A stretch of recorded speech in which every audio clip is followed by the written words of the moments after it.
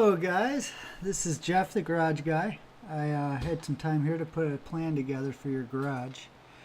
Um, it's quite a bit different than most I've done, mainly because of the sliding doors. I'll just do a quick overview of the top view real quick and we'll take a look at some of this in more detail. Just as we discussed, we have a wide open space back here for all your tools and things that are hung up on the wall. Large sliding doors. You can see this panel here. I've got a way I can secure this panel so it's pretty darn strong, so you can smack into it or whatever and it won't just break off the wall, so don't worry about that. So Julie, that'll leave you wide open access to the things that you grab a lot, but looking in from the garage bill you won't really see those tools. They'll be, I guess you can from different angles, but it'll hide them pretty well. And then on the other side of the window I have the same kind of situation, sliding doors and completely open space all the way across. We talked about having this cabinet open at the top and the bottom. That's not a problem. I do have an idea though. I mean, if we do open the top and the bottom of this cabinet and then we put these solid shelves in, there's really not going to be much air movement anyway. So I was thinking if we did do something where the top and the bottom was open, maybe we could reuse those the shelving that you have on the wall now. I could install that stuff inside the cabinet and then we'd have wire shelving inside of an enclosed box. And then we can open the top and the bottom and the airflow will actually travel through the entire cabinet. Let's take a closer look at some other views here. Alright, here's your back wall. Hopefully I captured kind of the color scheme that I thought I was getting a feel of from you guys. Basically a gray cabinet.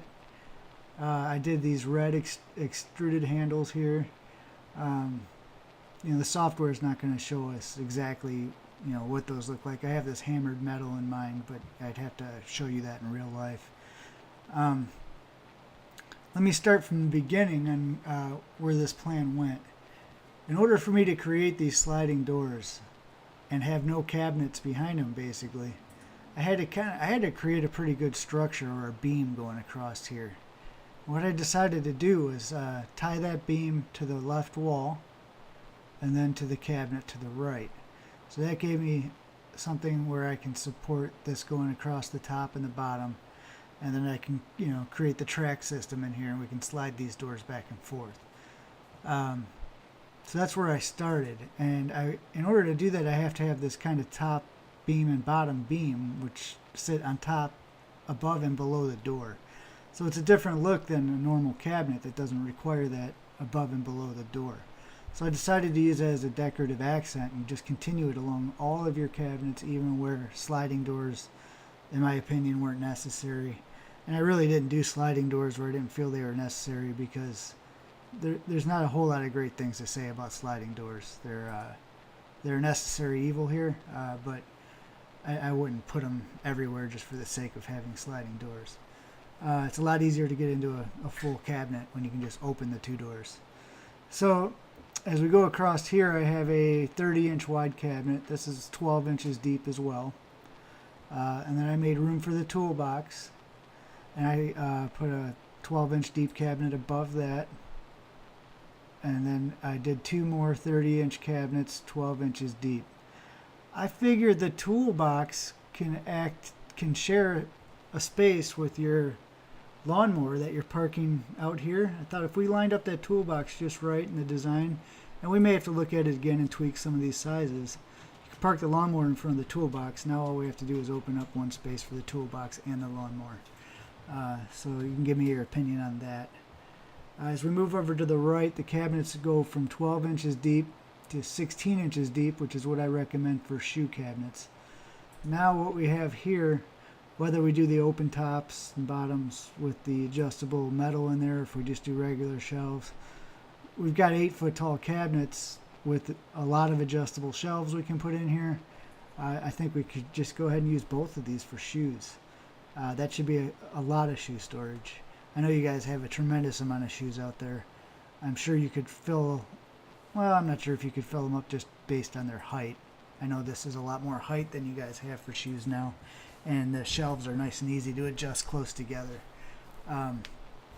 So depending on how you like your shoes, if you want to put a single set of shoes, a couple pairs across each shelf, or if you pile them up on top of each other, like you guys have some now, then that would definitely have an impact on how many shoes you can fit in there. Here's another view of that panel I plan on installing on the wall, and you can kind of also see the sliding cabinet here. Same type of structure required, a little different engineering on the right side of this cabinet, but the same kind of top bottom rail for the sliding doors over here. Alright, let's take a look at the other view I have here. I didn't put in your staircase, but I accounted for it. I also did not put in, I had it in my drawing, but I actually removed the post because with this software, all it's going to do is shoot shadows all over the place. But however, I did account for it. Everything works with the post you have in front of these two shoe cabinets here. Alright, so right wall, we got the same type of deal. These cabinets here are about 17 inches deep. The way bifold doors work, one's inset from the other, so you got about a 15 inch deep interior space inside this cabinet. Doors just slide back and forth here. Of course, it incorporated the same rail system, top and bottom, so I brought that design over everywhere, and then I threw a cap on the very top of this too. So now you got your, like you asked for, you got your extra tall cabinets. So you got your 8-foot cabinets plus another 2.5 foot of cabinets above this accent trim here. I do know that there's a faucet in the side of this cabinet, not a big deal. We create a spot for that to drain through. I do that a lot. I can show you that in more detail later if you decide to pursue with this plan. And then over to the right we have our workbench here. This thing folds down, the tabletop goes straight down, lays flat against the wall. You pull it straight up and it clips into position. So that should work out pretty well for your temporary workbench. And so basically that's what I got. Correct me if I'm wrong, I'm pretty sure you guys were leaning towards a floor coating. I have, basically it's really hard to capture a floor coating in any type of realistic way on any of this design software. So we should probably look at some of the colors in person. I actually really liked this one particular color that had some blues and stuff in it, and I went ahead and threw it in here, and it looked like ugly blue carpet in the software, but I'd like to show that sample to you as well. I thought it just really went well with the color scheme in here. So that's what I have. What I'd like to do is get your feedback, and then if you like the design, I can start working on pricing. It's going to take a bit of research. It took me quite a while to design this because I had to figure out how to make all this work. It was a tricky situation, cabinets with nothing behind them and sliding doors and things like that. So once I figured out how to get it to work, I still have to do the research on who to buy the hardware from, what type of hardware I'm going to use, how much does it cost, etc. So I'd really like to make sure you guys like the design and still want to move forward and pursue this design. And then I'll do the research and get some numbers together for you. Also, it would be very easy for me to change any colors. I could change the handles to any color. I can change the top cap to any color. I can change the panels to a variety of different available colors. So yeah, just let me know what you think. Give me a call at 513-374-9344, or you can simply respond to the email, jeff@thegarageguy.com. I look forward to hearing back. Thanks, guys.